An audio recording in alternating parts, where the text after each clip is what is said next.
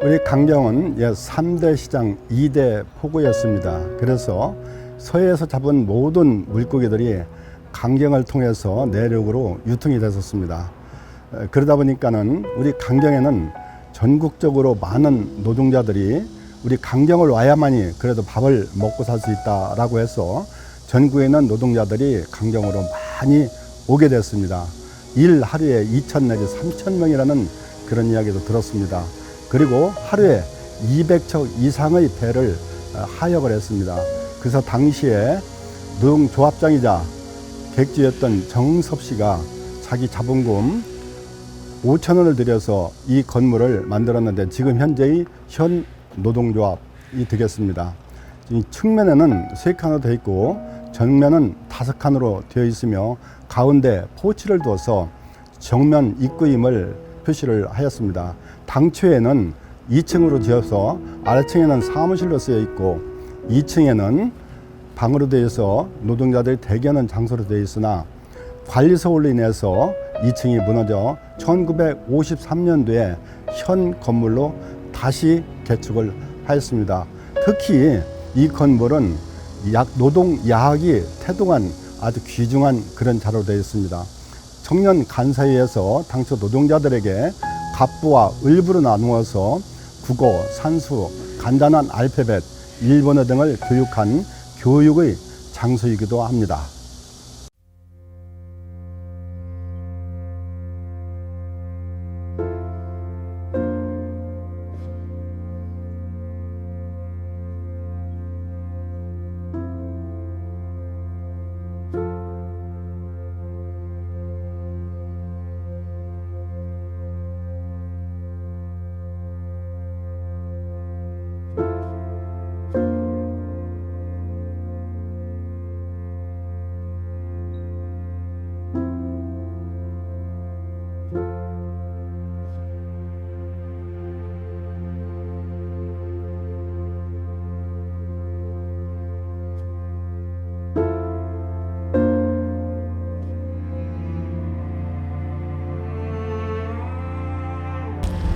이 문화재는 국가등록문화재 601호로 등록된 강경 관문이 되겠습니다. 근대식 숨은 개폐장치가 되겠습니다. 교수와 관계없이 선박의 입출항과 선적과 하역을 할 수 있는 그런 시설이 되겠습니다. 즉 다시 말씀드리면 민물이 들어올 때 이 문을 열어서 배가 들어가서 선적과 하역을 마음대로 할 수 있게 하고 썰물릴 때는 문을 닫아서 시내권으로 모든 걸 운반할 수 있는 그러한 문이 되겠습니다. 문의 구조는 1문과 2문, 3문으로 되어 있으며 1문이 주된 장치가 되겠습니다. 1문은 제방 높이로 되어 있으며 언제든지 민물이 들어올 때 배가 들어가서 문을 닫으면 2문, 3문은 보조 장치로서 수문의 역할을 하게 되겠습니다. 그리고 2문과 3문 위에는 통로가 1.5m 정도의 통로가 있었고 북동쪽 문 옆에는 제용양전이라고 이렇게 쓰여 있습니다. 즉 홍수의 기능과 선박의 입출입의 기능을 같이 하는 뜻이고 서남 쪽에 있는 좌측을 보면은 거기에는 대정 12년 10월 준공이라고 이렇게 쓰여 있는데 이는 1924년도에 준공되었다는 그런 표시가 되겠습니다. 근대 역사의 보물로서 정말 가치 있고 우리가 보존할 가치 있는 훌륭한 그런 건물이라고 생각을 하고 있습니다.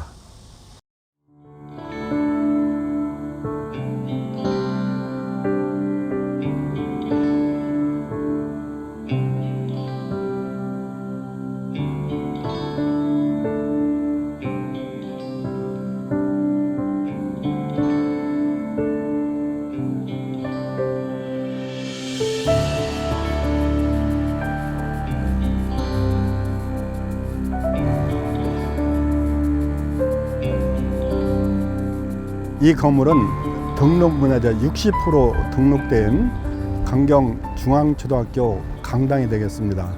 논산시에는 근대신 교육기관으로는 최초로 세워진 그런 문화재가 되겠습니다. 개교 30주년을 기념으로 해서 후원자들이 건축을 해서 기증한 건물입니다. 특히 콘크리트 기단 위에 조적조 붉은 벽돌에서 쌓아서 올렸으며 특히 환기를 많이 해서 채광을 할 수 있도록 이렇게 하였고 특히 환기구는 우길 승천기를 본뜨지 않았나 이런 생각을 하고 있습니다.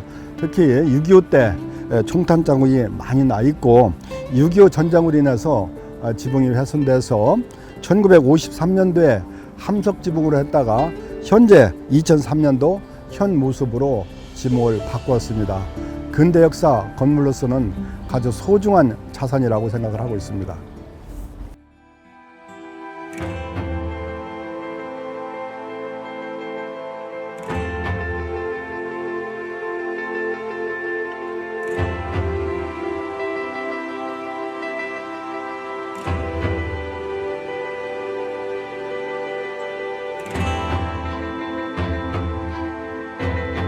특히 이 건물은 역사관으로 좀 활용을 하고 있습니다. 논산시에 11개의 국가등록문화재가 있는데 특히 우리 강경에는 10개의 등록문화재가 강경에 존재해 있습니다. 그래서 이 등록문화재를 우리가 살리고 또 지역의 보물로서 그리고 관광의 자원으로서 활용하기 위해서 역사관을 마련해서 저희들이 운영을 하고 있습니다. 특히 역사관에 전시된 모든 물품들은 지역 주민으로부터 한 분 한 분씩 다 보내주신 귀중한 이런 물품이고 전시되어 있는 이런 문화재는 국가등록문화재 또는 도지적 문화재 상토 유적으로서 저희들이 전시를 해놓고 매년 2만 명 이상의 관광객이 찾아오는 역사관이 되겠습니다. 이곳은 금고동이 되겠습니다. 1913년도에 지어진 그들의 이게 철문으로 되어 있으며 1913년에 쓰던 이게 바로 금고입니다. 이 금고 내에 현금, 귀금속 등을 보관을 했고 2층 계단으로 올라가면은 2층 계단에는 여러 가지 중요한 필목이라든지 배라든지 이런 부분을 보관할 수 있는 창고로 되어 있습니다. 이곳은 바로 한일은행 창고동이 되겠습니다. 이 창고동은 돈을 대출할 때 담보물을 보관하던 그런 창고였으나 6.25 때 폭격으로 인하여 소실되어 현재는 보관하지 못한 그런 상태에 있습니다.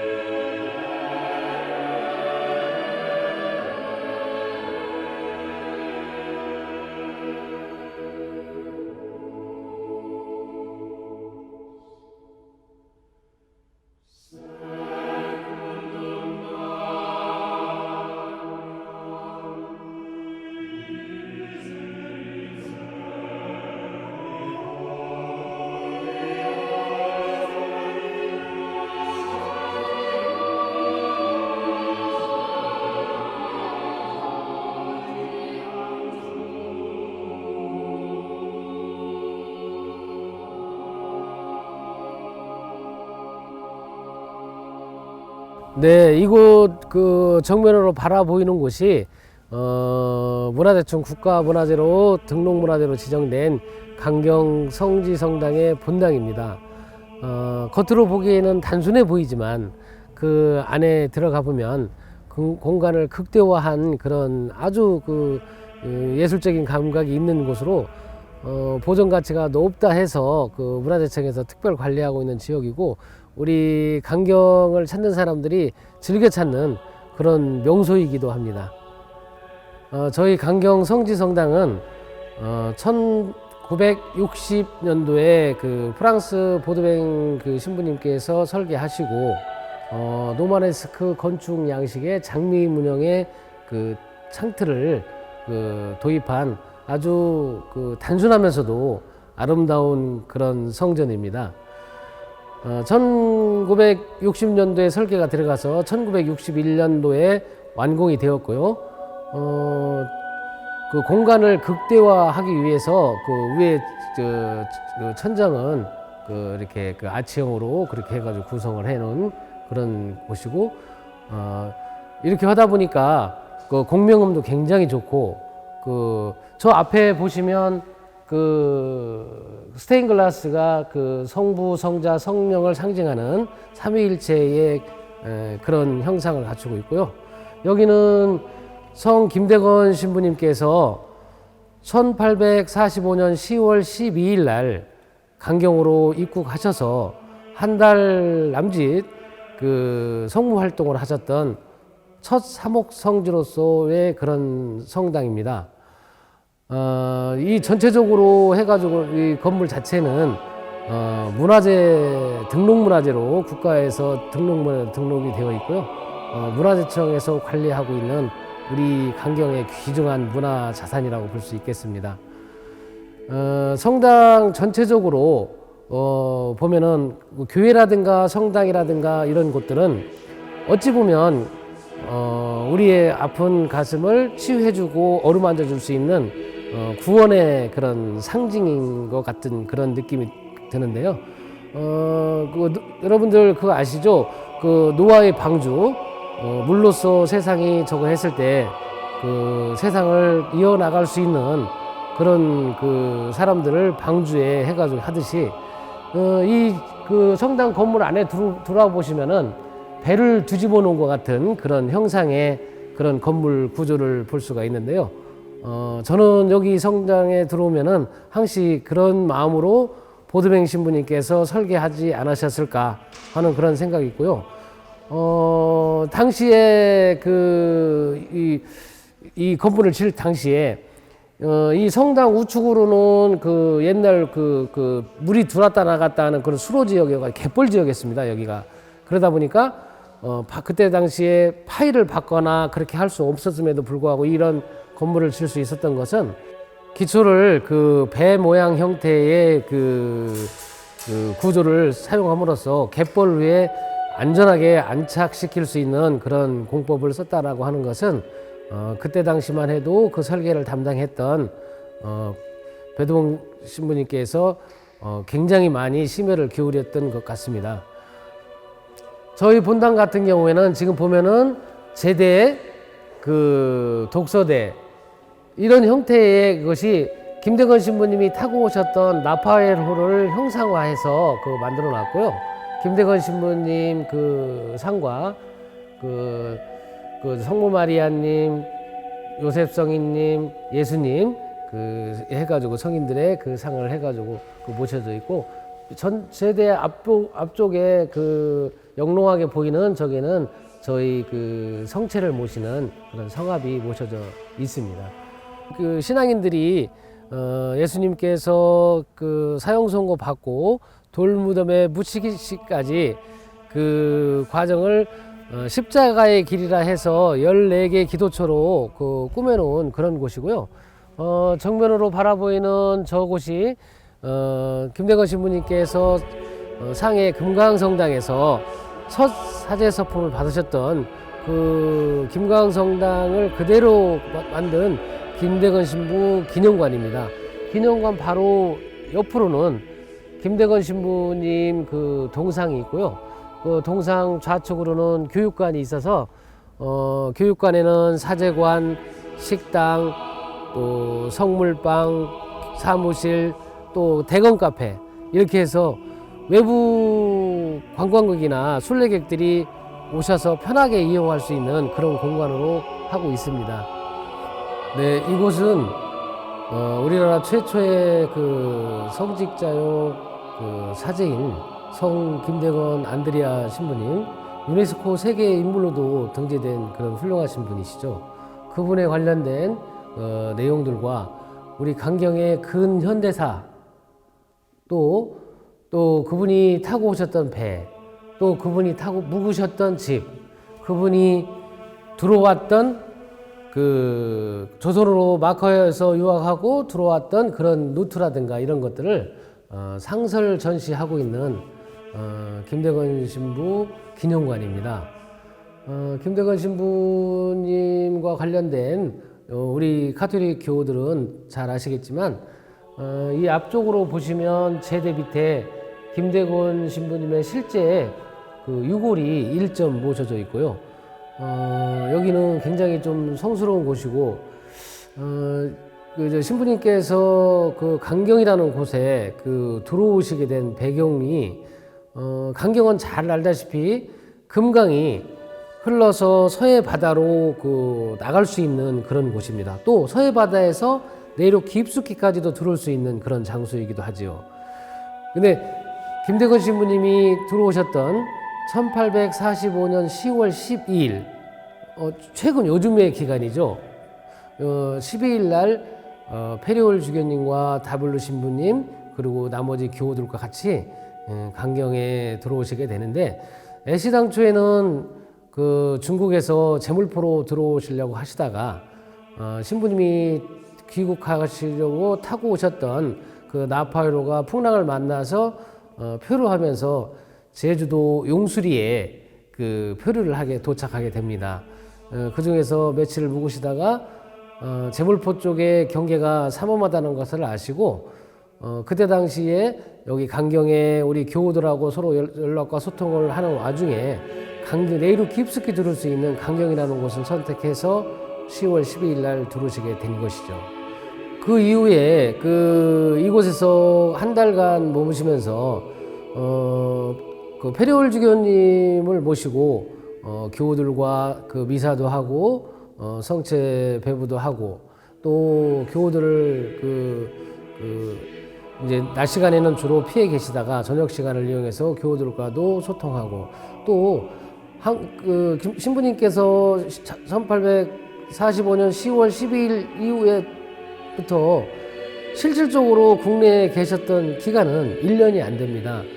그 다음에 46년도 5월에 순주도에서 체포되시고 9월에 그 순교하시게 되는데, 그 짧은 기간 동안에 강경이라는 그 곳에서 그 한 달 이상을 머무르셨다는 것은 이곳 강경이 얼마만큼 그 순교의 그 씨앗을 머금고 있는 곳인지 잘 알 수 있는 곳이죠. 그동안은 잘 모르다가 2019년 5월 11일 날 지금 교황청성 그 성직자성 장관으로 가신 유흥식 그 나자로 대주교님 집전으로 성지 선포가 된 이후로 지금 강경포구에 설치하고 있는 그 타고 오셨던 배 나파회로, 그것을 이제 재현 축복식, 이제 금년도 10월 23일 토요일 날 10시부터 10시 20분까지 재현 축복식이 있습니다. 그 이후에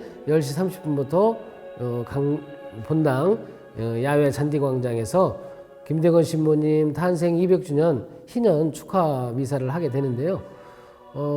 그분이 타고 오셨던 배가 복원이 되고, 또 그분이 한 달간 그 머무르셨던 이제 모형으로 해가지고 해놓은 것이지만 구순호의 집이 복원이 된다면 기념관, 또 라파에로, 구순호의 집 이렇게 삼각 그 편대로 아주 그 아름답고 귀한 그런 성지 순례길이 만들어질 것이라고 생각하고 있습니다. 이 지도는 1910년도 일제 그 감정기 바로 전이죠. 한일합방이 1919년에 한일합방이 이루어졌으니까 그때 1910년도에 일본인에 의해서 강경에 그 관련된 상세한 지도입니다.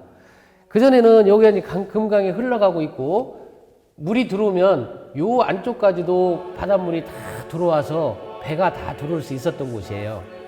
여기가 이제 강경 그 성지성당의 위치고요. 지금 요 그 나파회로가 이렇게 해서 강경포를 거슬러 그때 당시에는 그러니까 한유했던 이 리을자형의 하천을 따라서 이곳이 이제 황산마을 황산포라는 곳인데, 이 황산포구에 도착을 하시는 거예요. 그래서 교우들이 외국인 그 신부님들 두 분을 그 다 노출돼 가지고 할 수가 없으니까 상복을 입혀서 업고 구순호의 집까지 그 업고 이동을, 여기서부터 여기까지는 한 150m 정도 되는 거리입니다. 여기가 150m 정도는 충분히 업고 올 수 있는 그런 거리고요. 지금 김대건 신부님께서 타고 오셨던 나파회로는 옥녀봉과 지금 문학관이 여기가 있고요. 강경으로 들어오는 초입인 이곳에 나파회로를 지금 그 건립을 했습니다. 그리고 이 나파이로 건립과 여기에 그 묵으셨던 구순호의 집, 여기에 지금 강경성당에 있는 김대건 신부 기념관, 이렇게 해서 기념관을 보시고 구순호의 집을 갔다가 우리 그 강경 그 역사 그 재현 거리 있잖아요. 그 재현 거리를 통해서 옥녀봉으로 가서 옥녀봉에서 바라보는 나파이루를 보는 것도 하나의 굉장히 큰 그 의미 있는 그런 순례 코스가 되지 않을까 생각을 합니다.